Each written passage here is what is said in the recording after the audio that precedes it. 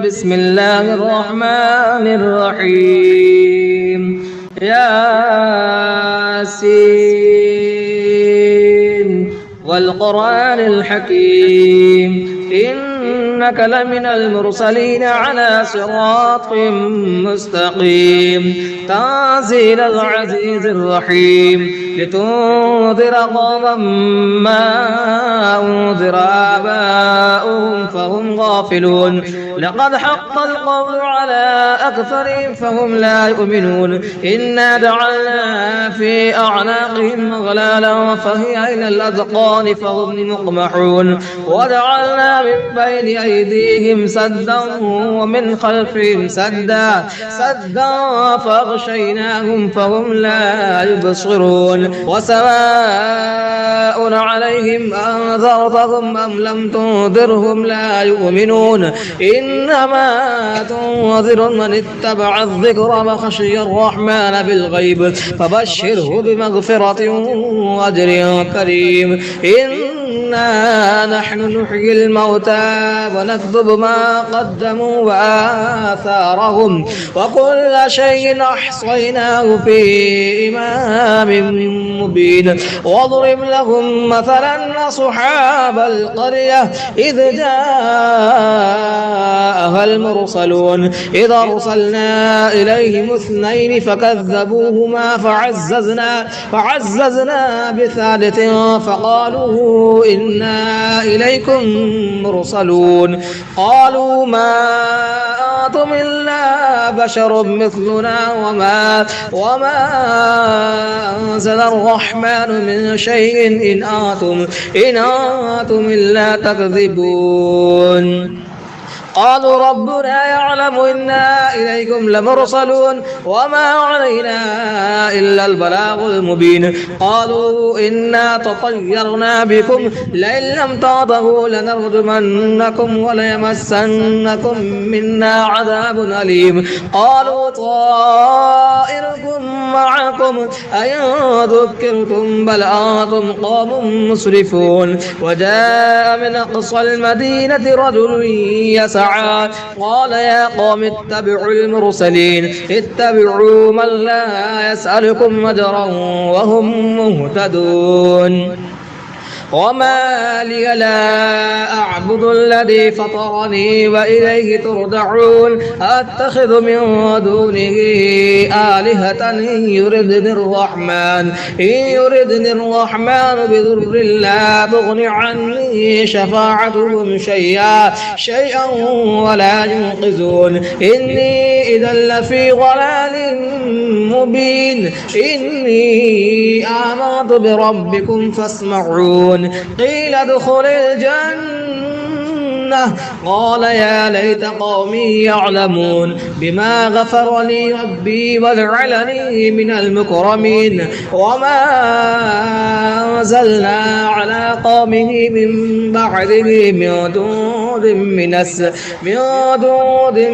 من السماء وما كنا منزلين إن كانت إلا صيحة واحدة فإذا هم خامدون يا حسرة على العباد ما يأتيهم من رسول إلا كانوا به يستهزئون ألم يروا كم أهلكنا قبلهم من القرون أنهم إليهم لا يرجعون وإن كل لما جميع لدينا محضرون وآية لهم الأرض الميتة أحييناها وأخرجنا منها حبا فمنه يأكلون وجعلنا فيها جنات من نخيل وأعناب وفجرنا فيها من العيون ليأكلوا من ثمره وما عملته أيديهم أفلا يشكرون سبحان الذي خلق الأزواج كلها مما تنبت الأرض ومن أنفسهم ومما لا يعلمون وآية لهم الليل نسلخ منه النهار فإذا هم مظلمون والشمس تجري لمستقر لها ذلك تقدير العزيز العليم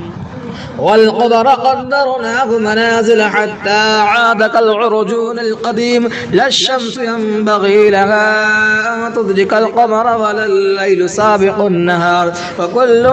في فلك يسبحون وآية لهم أنا حملنا ذريتهم في الفلك المشحون وخلقنا لهم من مثله ما يركبون وإن نشأ نغرقهم فلا صريخ لهم ولا هم ينقذون إلا رحمة منا ومتاعا إلى حين وإذا قيل لهم اتقوا ما بين أيديكم وما خلفكم لعلكم ترحمون وما تأتيهم من آية من آيات ربهم إلا كانوا عنها معرضين وإذا قيل لهم أنفقوا مما رزقكم الله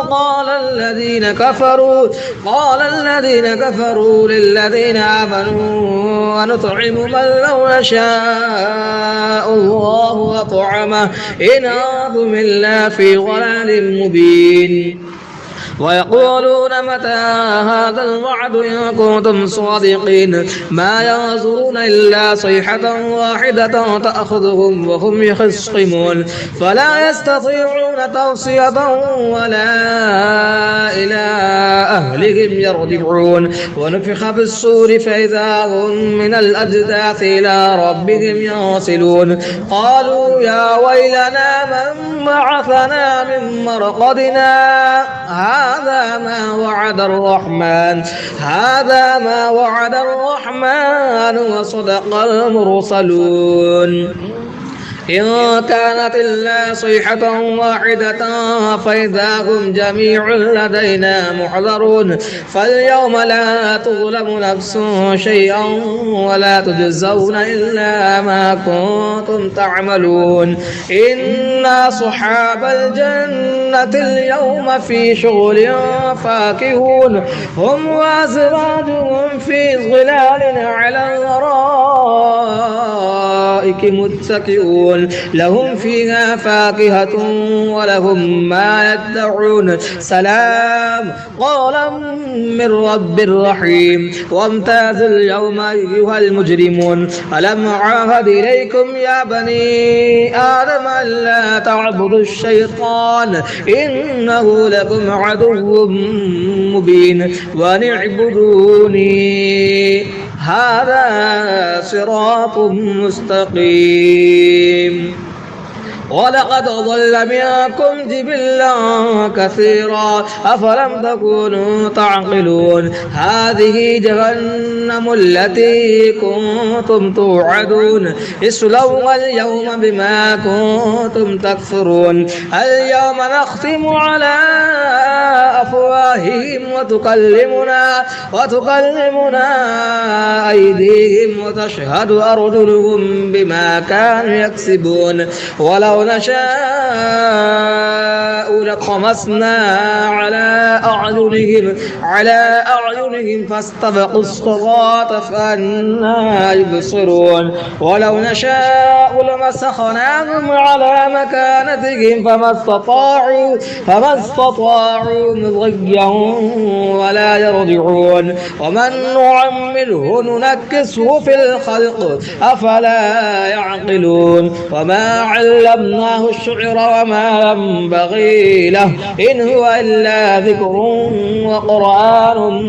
مبين لينذر ما كان حيا ويحق القول على الكافرين أولم يروا أنا خلقنا لهم مما عملت أيدينا أنعاما فهم لها مالكون وظللناها لهم فمنها ركوبهم ومنها يأكلون ولهم فيها منافع ومشارب أفلا يشكرون واتخذوا من دون الله آلهة لعلهم ينصرون لا يستطيعون نصرهم وهم لهم جند محضرون فلا يحزنك قولهم إنا نعلم ما يسرون وما يعلنون أولم يرى الإنسان إنا خلقناه من نطفة فإذا هو خصيم مبين وضرب لنا مثلا ونسي خلقه قال من يحيي العظام وهي رميم قل يحييها الذي أنشأها أول مرة وهو بكل خلق عليم الذي جعل لكم من الشجر الأخضر نارا فإذا أنتم منه توقدون أوليس الذي خلق السماوات والأرض بقادر على أن يخلق مثلهم بلى وهو الخلاق العليم إنما أمره إذا أراد شيئا أن يقول له كن فيكون فسبحان الذي بيده ملكوت كل شيء وإليه ترجعون. بسم الله الرحمن الرحيم. الرحمن علم القرآن خلق الإنسان علمه البيان الشمس والقمر بحسبان والنجم والشجر يسجدان والسماء رفعها ووضع الميزان ألا تطغوا في الميزان وأقيموا الوزن بالقسط ولا تخسروا الميزان والأرض وضعها للأنام فيها فاكهة والنخل ذات الأكمام والحب ذو العصف والريحان فبأي آلاء ربكما تكذبان خلق الإنسان من صلصال كالفخار وخلق الجان من مارج من نار فبأي آلاء ربكما تكذبان رب المشرقين ورب المغربين فبأي آلاء ربكما تكذبان مرج البحرين يلتقيان بينهما برزخ لا يبغيان فبأي آلاء ربكما تكذبان يخرج منهما اللؤلؤ والمرجان فبأي آلاء ربكما تكذبان وله الجوار المنشآت في البحر كالأعلام فبأي آلاء ربكما تكذبان كل من عليها فان ويبقى وجه ربك ذو الجلال والإكرام فبأي آلاء ربكما تكذبان يسأله ما في السماوات والأرض كل يوم هو في شأن فبأي آلاء ربكما تكذبان سنفرغ لكم أيها الثقلان فبأي آلاء ربكما تكذبان يا معشر الجن والإنس إن استطعتم أن تنفذوا من أقطار السماوات والأرض فانفذوا لا تنفذون إلا بسلطان فبأي آلاء ربكما تكذبان يرسل عليكما شواظ من نار ونحاس فلا تنتصران فبأي آلاء ربكما تكذبان فإذا انشقت السماء فكانت وردة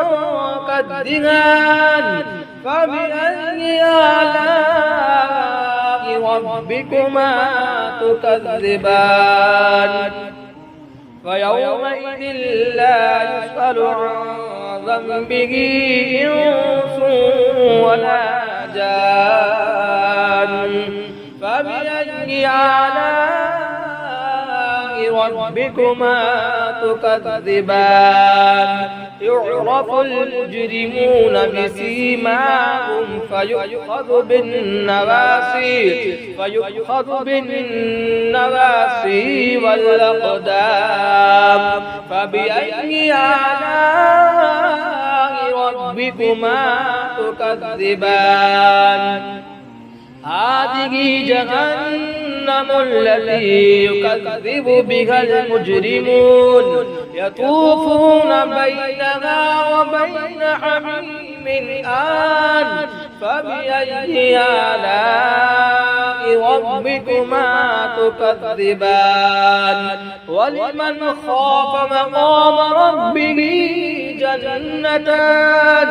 فبأي آلاء ربكما تكذبان ذواتا أفنان فبأي آلاء ربكما تكذبان فيهما عينان تجريان فبأي آلاء ربكما تكذبان فيهما من كل فاكهة زوجان فبأي آلاء ربكما تكذبان متكئين على فرش بطائنها من استبرق وجنى الجنتين دان فبأي آلاء ربكما تكذبان فيهن قاصرات الطرف لم يطمثهن إنس قبلهم ولا جان فبأي آلاء ربكما تكذبان كأنهن الياقوت والمرجان فبأي آلاء ربكما تكذبان هل جزاء الإحسان إلا الإحسان فبأي آلاء ربكما تكذبان ومن دونهما جنتان فبأي آلاء ربكما تكذبان مدهامتان فبأي آلاء ربكما تكذبان فيهما عينان نضاختان فبأي آلاء ربكما تكذبان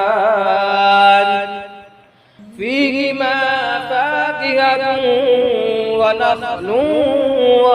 ورمان فبأي آلاء ربكما تكذبان فيهن خيرات حسان فبأي آلاء ربكما تكذبان حور مقصورات في الخيام فبأي آلاء ربكما تكذبان لم يطمثهن إنس قبلهم ولا جان فبأي آلاء ربكما تكذبان متكئين على رفرف خضر وعبقري حسان فبأي آلاء ربكما تكذبان تبارك اسم ربك ذي الجلال والإكرام بسم الله الرحمن الرحيم الله لا إله إلا هو الحي القيوم لا تأخذه سنة ولا نوم له ما في السماوات وما في الأرض من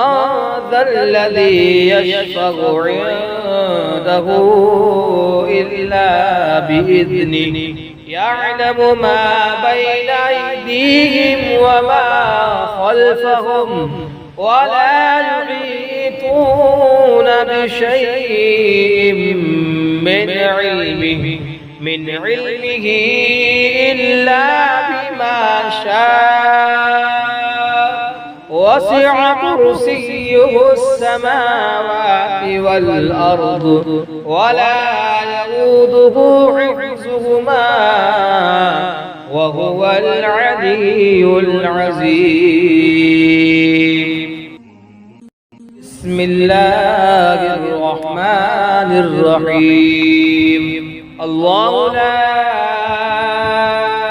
إله إلا هو الحي القيوم لا تأخذه سنة ولا نوم له ما في السماوات وما في الأرض من ذا الذي يشفع عنده إلا بإذنه يعلم ما بين أيديهم وما خلفهم ولا يحيطون بشيء من علمه إلا بما شاء وسع كرسيه السماوات والأرض ولا يؤوده حفظهما وهو العلي العظيم